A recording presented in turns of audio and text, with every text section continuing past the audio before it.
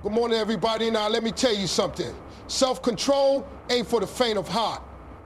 It's like trying to run a marathon in the middle of a buffet. All the temptations are there, and you're just trying to make it past without tripping over your own desires. But here's the thing. If you can master self-control for just 7 days, you're going to be looking at yourself in a whole new light. 7 days. That's all it takes to get started. 7 days to prove to yourself that you're not a slave to your impulses, but the master of your choices. I'm talking about the little moments, the small decisions, the times when you choose to say no to a snack, a bad habit, or that late night scroll through social media that gets you nowhere. And here's the kicker. Self-control isn't about being perfect. It's about being consistent. You're gonna mess up. That's life.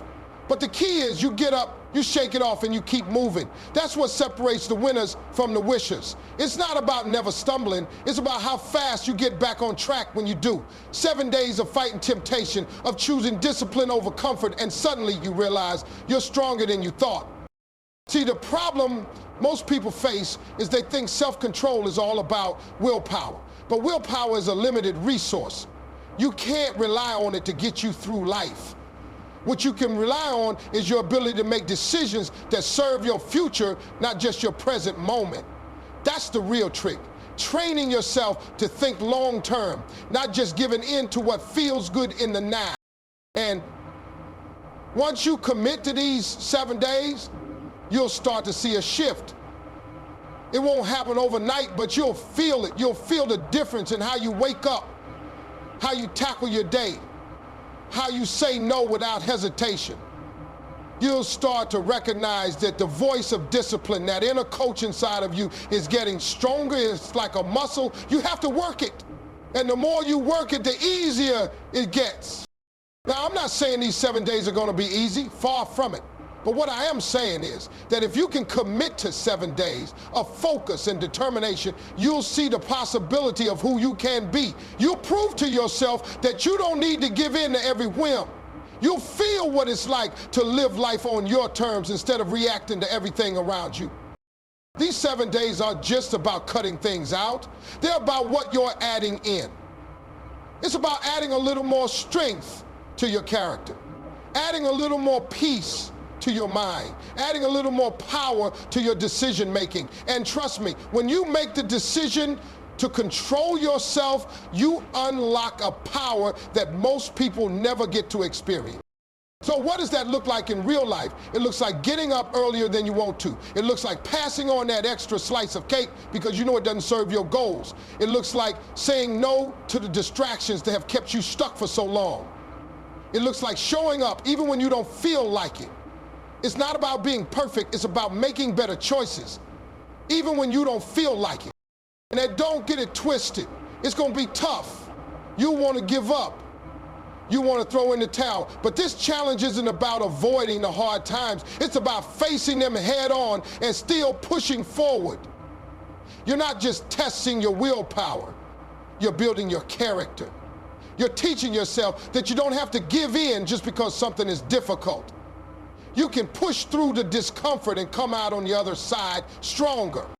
At the end of these 7 days, you won't just have a list of things you didn't do. You'll have proven to yourself that you have control over your life. And when you've got that kind of control, oh, that's a game changer. Because now you've learned that you can decide what kind of person you're going to be, not just let life decide for you.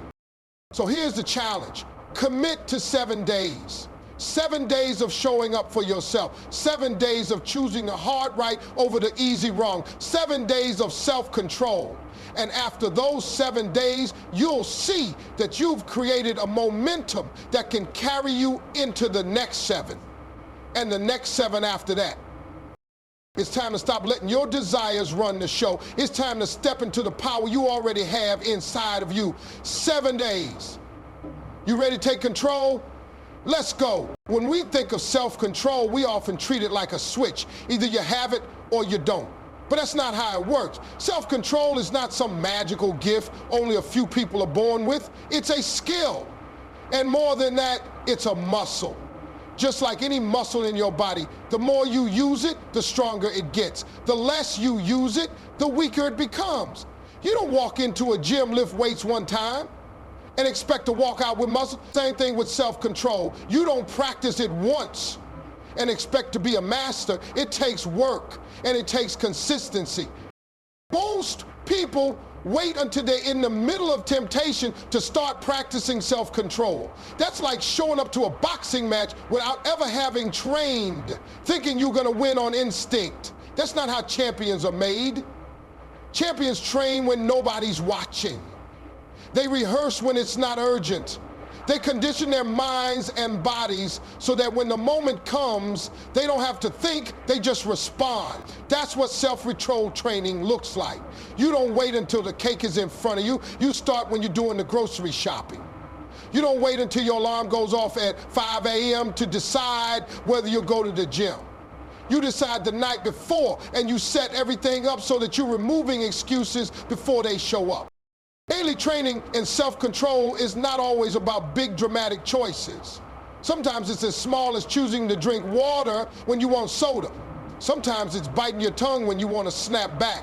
Sometimes it's sitting with your emotions instead of escaping through scrolling, snacking, or shutting down. These little acts of resistance add up. They build internal strength, just like doing reps in the gym. The people you admire for their discipline didn't get that way overnight. They built it day by day through 1,000 small decisions. Science backs this up too.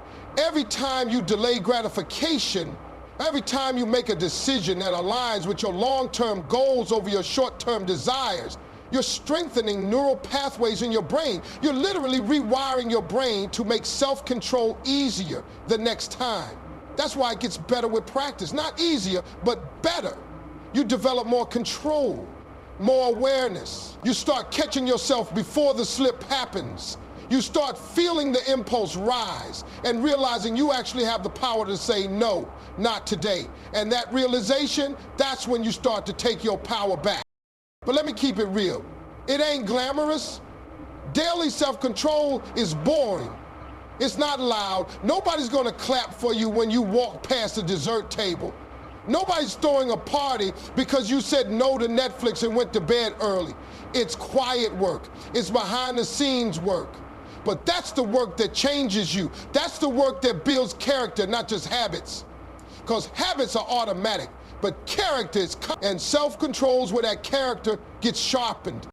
You're gonna have days when you slip. You're gonna have moments where you give in. That's okay. A muscle doesn't stop growing just because you miss a rep. But if you never get back in the gym, it will shrink. The same goes for self-control. Missing the mark is not the problem. Quitting the work is. So you get back up. You recommit. You remind yourself that this ain't about perfection, it's about progress. And progress only happens when you show up every single day ready to train. You can start small, one promise to yourself, one boundary kept, one craving denied. That's enough to start momentum. And once momentum builds, now you're in motion. Now you're becoming the kind of person who doesn't just try to have self-control, you are that person. That identity is built through repetition, through proving to yourself over and over that you can trust yourself to do what you said you do even when it's hard, especially when it's hard. We live in a world that encourages indulgence. Everything is on demand, everything is instant. If you want it, you can get it. So when you're someone who practices restraint, someone who chooses to wait, someone who honors discipline, you stand out, you shine different because it's rare, and rare is valuable. Your self-restraint makes you rare. Your daily discipline makes you valuable. And the beautiful thing is, it's not something you have to go find. It's something you build right where you are with what you have. Self-control is not about suppressing who you are. It's about channeling who you are into the right direction. It's about mastering your impulses so they don't master you. It's about choosing purpose over pleasure. And the more you train that muscle daily, intentionally, quietly, the more you become the kind of person who doesn't get pushed around by moods, cravings, or comfort. You become someone who leads yourself, And that's the greatest kind of strength there is. Everybody wants to win when they're feeling strong. When you wake up motivated, when the energy is high, when life is treating you right. It's easy to make the right choices, but success ain't built in those moments. No, the real test happens when you're tired, when you're stressed, when you feel like giving up. That's where most people fold. That's where most people talk themselves out of their own dreams, not because they don't have the ability, but because in a moment of weakness, they chose comfort over commitment. The truth is, life is full of these moments. You will get tempted, you will get discouraged, you will have days where nothing seems to be working. And in those moments, your future is hanging in the balance, whether you realize it or not. It's hanging on that choice to hit snooze instead of getting up. It's hanging on that choice to go back to an old habit instead of pushing through. It's hanging on that choice to let a bad day turn into a bad week instead of resetting and refocusing. The future you want isn't built when everything is easy. It's built when everything is hard and you still choose to keep going. Weakness will always come knocking. It will disguise itself as a harmless excuse. Just this one time. I'll start tomorrow. It's not that big of a deal. But weakness is a liar. It wants you to believe that a small compromise doesn't matter. But small compromises add up. Every time you give in to weakness, you're training yourself to break under pressure. You're reinforcing the habit of quitting. And once quitting becomes a habit, it's hard to break. Not impossible, but hard. Because now you have to undo all the times you taught yourself that it was okay to settle. But the opposite is also true.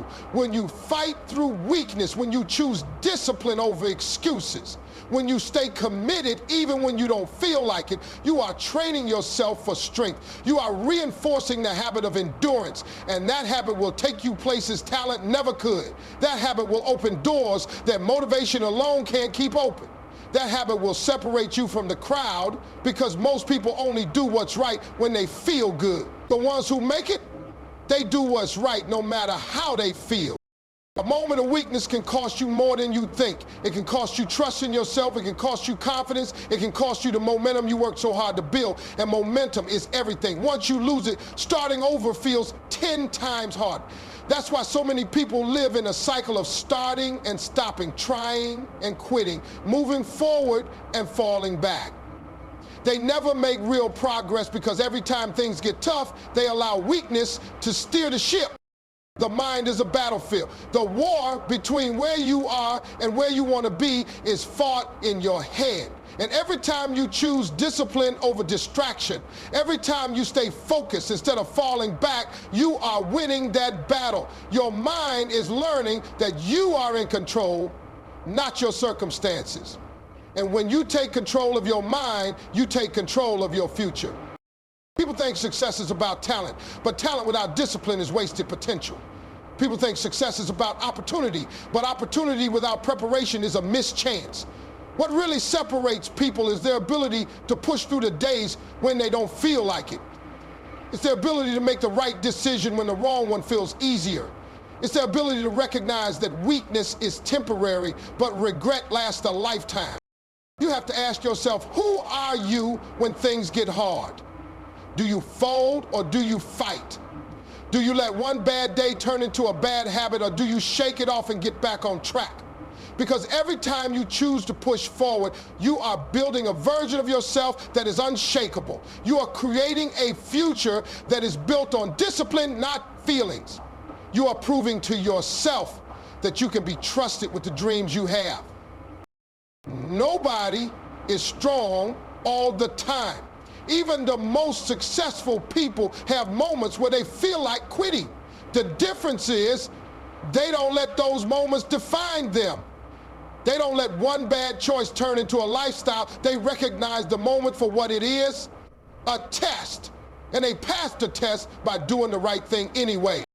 Weakness doesn't have to win. You don't have to be controlled by your emotions, your cravings, or your circumstances. You have the power to choose something better. You have the ability to train yourself for strength. And every time you do, you get closer to the future you've been working for. Every day you are making choices that shape your future, whether you realize it or not. Some of those choices are easy, comfortable, and immediately satisfying. Others are harder, more uncomfortable, and take a little longer to pay off. The difference between the life you have and the life you want usually comes down to how often you choose what you want most over what you want right now. That's discipline. It's not about being perfect or robotic or never enjoying yourself. It's about developing the ability to pause, to think, to delay gratification, because you got something bigger in mind than just a quick fix.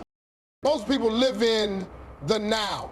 They chase feelings, they chase cravings. They chase whatever gives them the fastest sense of relief or reward. That's how you end up spending money you should have saved, eating food you said you'd quit, calling people you know are no good for you, skipping workouts, breaking promises to yourself. In the moment, it feels small. It feels like just this once.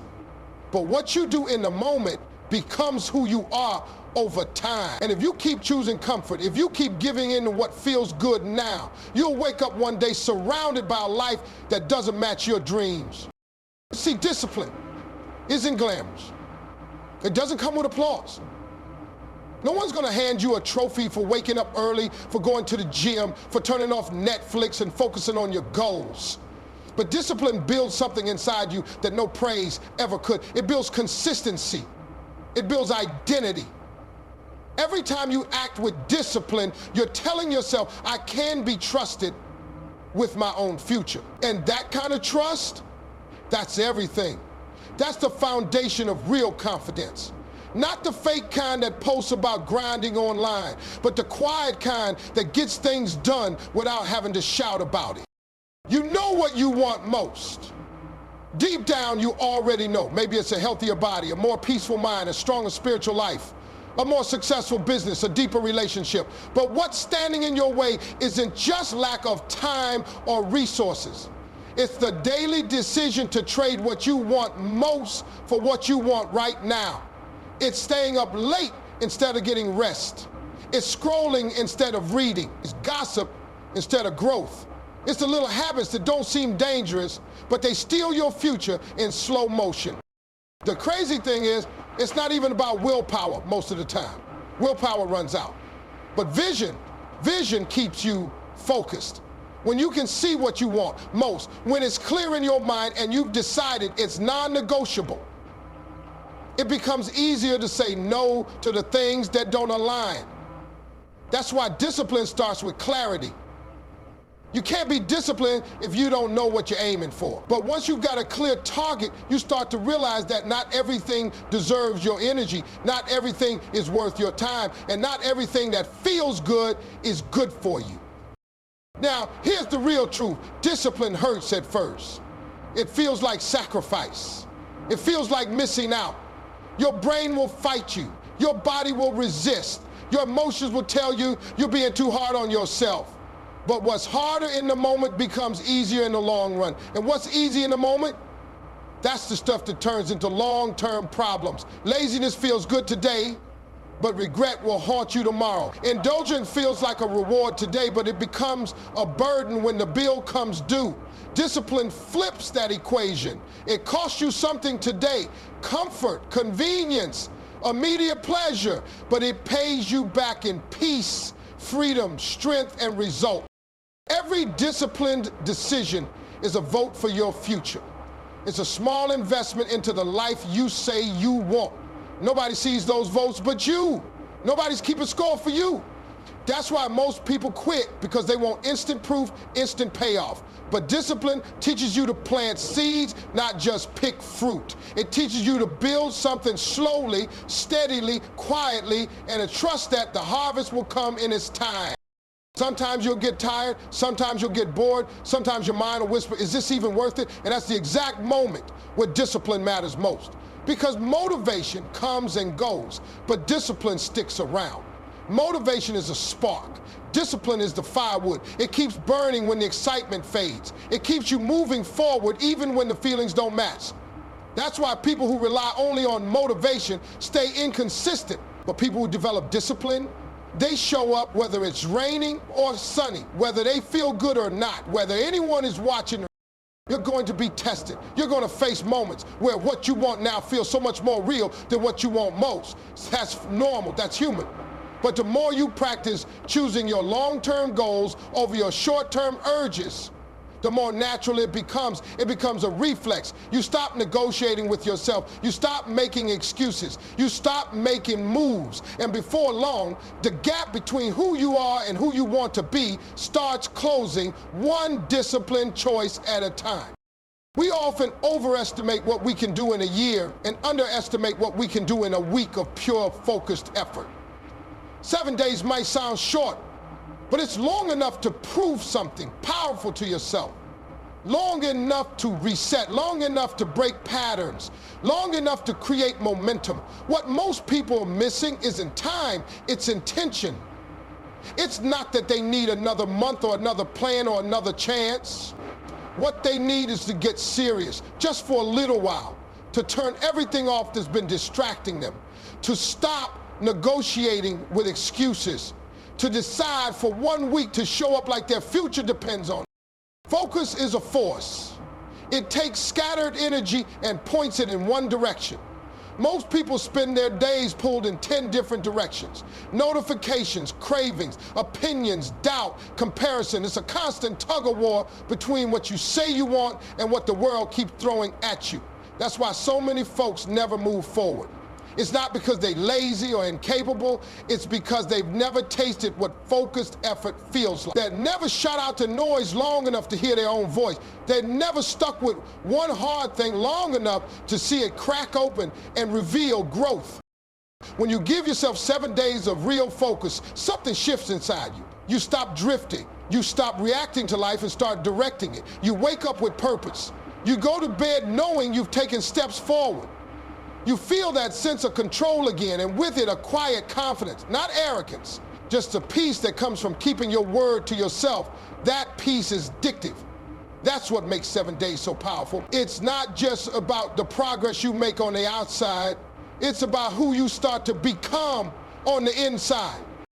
And don't get it twisted. This isn't about perfection. This is about commitment. It's not about being flawless. It's about being focused. You can still have setbacks. You might still mess up. But for 7 days, you keep your eyes on the bigger picture.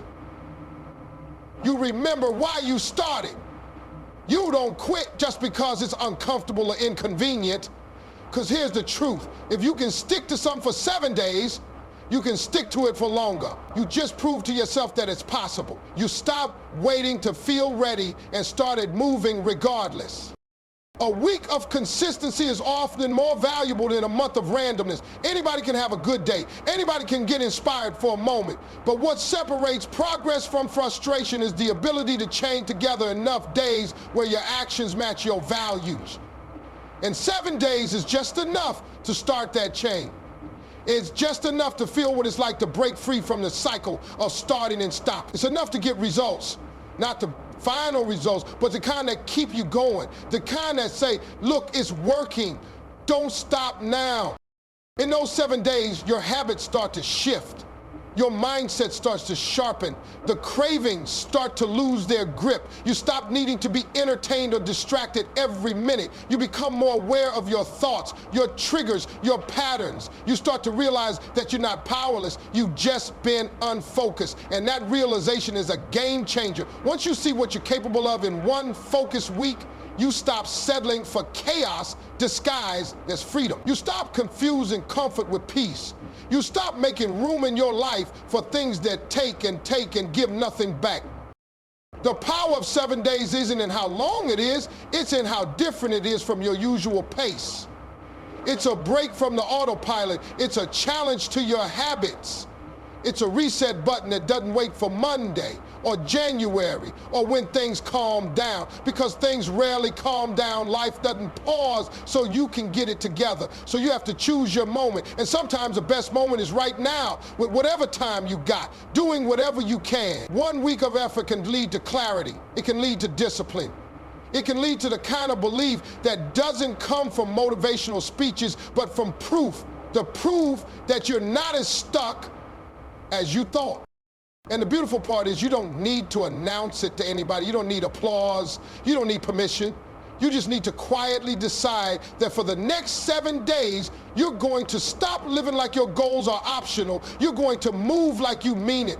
You're going to show up like someone whose future is worth fighting for. And in doing that, even if it's just for a short time, you unlock something permanent, because now you know what it feels like to be locked in. Now you know what it feels like to follow through. Now you know that 7 days can be a seed. And if you keep watering it, it can grow into something much bigger than you expected.